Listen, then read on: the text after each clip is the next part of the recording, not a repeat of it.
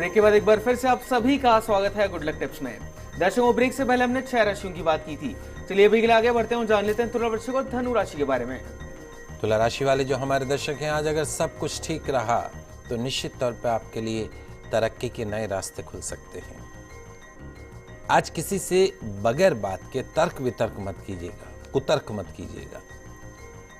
ध्यान रखिए, जो जैसा सोचता है उसको वैसा ही सामने नजर आता है। अच्छी सोच रखिएगा। आज के दिन की सफलता के लिए पक्षियों के लिए पीने के पानी की व्यवस्था कीजिएगा। अगली जो राशि वह है वृश्चिक राशि। वृश्चिक राशि वाले जो हमारे दर्शक हैं, आज आपकी जीवन शैली में बदलाव हो सकता है और जल्द ही आपको कुछ अच्छे मौके भी मिल सकते हैं। ध्यान रखिएगा, ऑफिस में, कार्यक्षेत्र में आज जो भी बात करें वो पूरी तरीके से तथ्यों पर आधारित होनी चाहिए। अपना अनुमान उस पर मत जोड़िएगा। आज के दिन की सफलता के लिए पितरों की तस्वीर के समक्ष देशी घी का दीपक लगाइएगा। अगली जो राशि वो है धनु राशि। धनु राशि वाले जो हमारे दर्शक हैं, आज आपका फ्यूचर आपके सामने होगा। पूरी शक्ति से हर काम को करने का प्रयास कीजिए, आगे बढ़िए। जमीन से संबंधित व्यापार करने वाले जो हमारे दर्शक हैं, उनको आज फायदा मिल सकता है। आज के दिन की सफलता के लिए माता पिता के चरण छूकर दिन की शुरुआत कीजिएगा। पंडित जी, अंतिम 3 राशियों की तरफ बढ़ने से पहले एक दर्शक और हमारे साथ जुड़ी हैं। मीना जी हैं धौलपुर से। इनके जन्म की तारीख है 1/10/1986 और इनके जन्म का समय है दोपहर का 12:35 का। मीना जी, आपका बहुत बहुत स्वागत है हमारे कार्यक्रम में। अपना सवाल कीजिए। पंडित जी नमस्ते। जय श्री कृष्णा। पंडित जी, मुझे ये पूछना था कि मेरी गवर्नमेंट जॉब कब तक लगेगी, मतलब कोई है भी कि नहीं। क्या क्वालिफिकेशन है बेटा आपकी? जी, मैंने बीएससी बीएड कर रखा है, मतलब टीचर लाइन में। टीचिंग लाइन में। और अभी कुछ कंपटीशन दिए हैं आपने? हाँ दिया है, 2-3 दे दिए, किसी में नहीं हुआ। अभी कोई ऐसा है जिसका रिजल्ट आना बाकी हो? नहीं, अभी तो उसका एग्जाम दिसंबर में होगा, फॉर्म डल रहे हैं उसके। अभी एक लास्ट था, अभी तो फिर उसमें हुआ नहीं। ऐसा है बेटा, आपकी जन्म कुंडली के हिसाब से निश्चित तौर पे आपकी जन्म कुंडली में सरकारी नौकरी का योग बनता है, इसमें कोई दो राय नहीं। आपकी हॉरोस्कोप बहुत अच्छी है। आपके कैरियर हाउस का किस तरीके से चल रहा है वो मैं आपको थोड़ा सा एक्सप्लेन करता हूँ। भाग्य स्थान का जो स्वामी है सूर्य, वो नौकरी के घर में, नौकरी के घर का स्वामी बुध जो है वो लाभ के घर में, एक एक सीढ़ी चढ़ते जा रहे हैं। 101% आपकी जन्म कुंडली में सरकारी नौकरी का योग है। मार्च 2017 से पहले गवर्नमेंट जॉब आपके पास में होगा। जो भी कंपटीशन आ रहे हैं, ज़रूरी नहीं टीचिंग का या बैंकिंग सेक्टर, जो भी आ रहे हैं वो सब भरिए। किसी न किसी में आपका 101% 23 मार्च 2017 से पहले आपका सिलेक्शन हो जाएगा। प्रॉब्लम जो है वो मैं बता देता हूँ। आपकी जन्म कुंडली में सर्पदोष बना हुआ है। सावन का महीना चल रहा है, यदि संभव हो तो उज्जैन जाके कालसर्प दोष की विधि विधान पूर्वक पूजा करवा दीजिएगा। उस पूजा से आपकी जो हर्डल्स हैं, जो आपकी रुकावटें हैं, वो खत्म हो जाएंगी। नियमित रूप से भगवान सूर्य की आराधना कीजिए, आपको निश्चित तौर पे फायदा होगा। और साथ साथ में यदि संभव हो तो आप पास में कोई विष्णु मंदिर हो तो गुरुवार के दिन वहाँ जाएं और पीली मिठाई का भोग वहाँ पे लगाएं। 11 गुरुवार आप इस तरीके से कीजिए, आपको सफलता प्रदान होगी। तो मीना जी, पंडित जी द्वारा बताया गया आसान से उपाय कीजिएगा, आपको जरूर से लाभ होगा। पंडित जी, अभी के लिए जयपुर से भी एक दर्शक हमारे साथ जुड़े हैं। भूपेंद्र जी हैं। इनके जन्म की तारीख है 13/3/1988 और इनके जन्म का समय है पंडित जी शाम का 3:45 से लेकर 4:15 के बीच का। भूपेंद्र जी, आपका बहुत बहुत स्वागत है हमारे कार्यक्रम में। अपना सवाल कीजिए। पंडित जी जय श्री कृष्णा। जय श्री कृष्णा। पंडित जी बोलते हैं, मैं बहुत टाइम से तैयारी कर रहा हूँ सरकारी जॉब के लिए, परंतु बहुत बैठ ही नहीं पाता, मतलब कि कभी 1 नंबर से कभी आधे नंबर से। क्या कंपटीशन दे रहे हैं आप? वैसे मैं टीचिंग लाइन से बिलोंग करता हूँ मैं, पर बोलते हैं कि सरकारी जो भी मिल जाए सारे एग्जाम फाइट करता हूँ, देता हूँ मैं। तो एक तो बोला कि मेरा योग है या नहीं है, और किस वे के अंदर किस में है, मतलब टीचिंग लाइन में है या फिर और कोई फील्ड है, और कब तक है, और रुकावट क्या आ रही है, उसका समाधान क्या है। देखिए भूपेंद्र, आपकी जन्म कुंडली में 3 समस्याएं हैं। पहली समस्या तो ये है कि आपकी जन्म कुंडली में शनि मंगल की युति बनी हुई है। शनि मंगल दोनों एक साथ 6th हाउस में बैठे हैं, 6ठे भाव में। मांगलिक नहीं हो लेकिन 6ठे भाव में शनि मंगल का दोनों का एक ही घर में बैठना, इसकी इतनी एनर्जी हो जाती है कि जातक उस एनर्जी को संभाल ही नहीं पाता। ये हमारा प्रैक्टिकल एक्सपीरियंस है कि जिन लोगों की जन्म कुंडली में शनि मंगल की युति हो, चाहे उनको शारीरिक, चाहे आर्थिक, चाहे कैरियर, चाहे मानसिक, चाहे वैवाहिक, सो कुछ ना कुछ समस्या बनी रहती।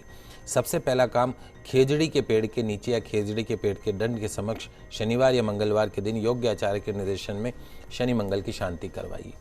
दूसरा, आपकी जन्म कुंडली में अष्टम भाव में राहु सूर्य की युति बनी हुई है। राहु सूर्य जब साथ होता है तो पितृदोष बन जाता है, सूर्य ग्रहण योग बन जाता है।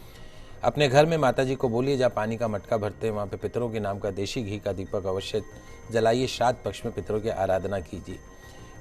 तीसरी, आपको राहु की महादशा चल रही है 18 साल की। अभी राहु की महादशा, गुरु का अंतर अप्रैल 2016 से शुरू है, 2018 तक चलेगा। सरकारी नौकरी के योग बनते हैं आपके। सन 2017 में सरकारी नौकरी के योग बनेंगे। आपको जो मैंने 2-3 पूजाएं बताई हैं उसको कर लीजिए। और तीसरा, एक गोमेद रत्न मध्यमा उंगली में धारण कर लीजिए। 5.25 या 7.25 रत्ती का रविवार के दिन निश्चित तौर पे सारी मनोकामना पूरी होगी। और मंगलवार के दिन का नियम मान लीजिए सुंदरकांड के पाठ करने का। आप देखिए सरकारी नौकरी आपको जल्दी मिलेगी। और सब जो भी सेक्टर है उन सब सेक्टर्स के एग्जाम दीजिए। पंडित जी, अभी के लिए सिरोही से भी एक दर्शक हमारे साथ जुड़े हैं, महेंद्र जी हैं। इनकी जन्म की तारीख है 6/3/1980 और इनके जन्म का समय है रात का 12 बजे से लेकर 12:15 के बीच का। महेंद्र जी, आपका बहुत बहुत स्वागत है। इस कार्यक्रम में अपना सवाल कीजिए। महेंद्र जी, अपना सवाल कीजिए। जी पंडित जी नमस्कार। जय श्री कृष्णा। मेरा सर सरकारी जॉब नहीं लग रहा है और सर मेरी योग्यता है MA MAd। और सर मैं अभी काफी समय से ट्राई कर रहा हूँ, कभी 1 नंबर से कभी 2 नंबर से ऐसे सर रह जाता हूँ। ये आपकी 5 की रात और 6 की सुबह का जन्म है। जी सर। देखिए महेंद्र जी, आपके जन्म कुंडली के अंदर एक चीज है। आपका जो कैरियर हाउस है, नौकरी का घर जो है, वहाँ पर 3 ग्रह एक साथ बैठ गए। राहु मंगल और राहु गुरु। राहु मंगल और गुरु 3 ग्रह एक साथ बैठे।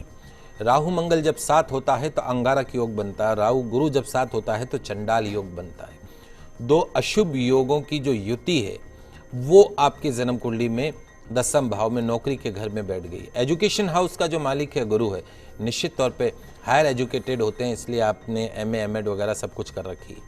सरकारी नौकरी का योग है, इसमें कोई दो राय नहीं है। अगर हम ये कहें कि योग नहीं है तो गलत बात है। सरकारी नौकरी का योग बनता है आपका, क्योंकि अभी आपको शनि की महादशा शुरू हो चुकी है। अगर आप ओवर एज नहीं हुए हैं, 2017 में आपको सरकारी नौकरी मिल सकती है, टीचिंग लाइन से संबंधित। और उसके अलावा और भी कोई सेक्टर हो, आप उसके अंदर जा सकते हैं।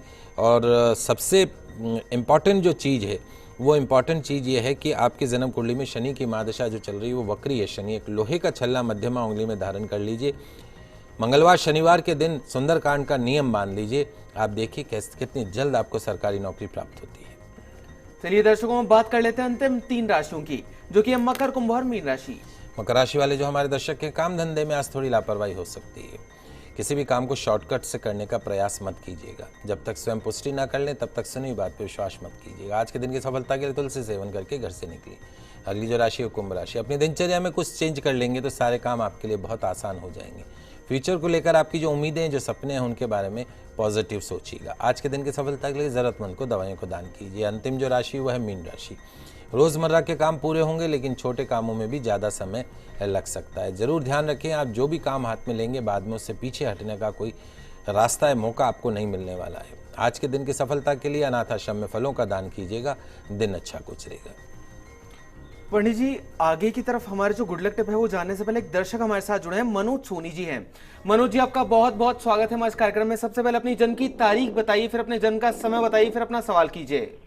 मेरी जन्म की दिनांक है 19 मई 1976 जी। समय है 12:05 बुधवार। जी मनोज जी, सवाल कीजिए अपना।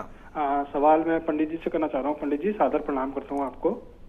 शुभ आशीर्वाद।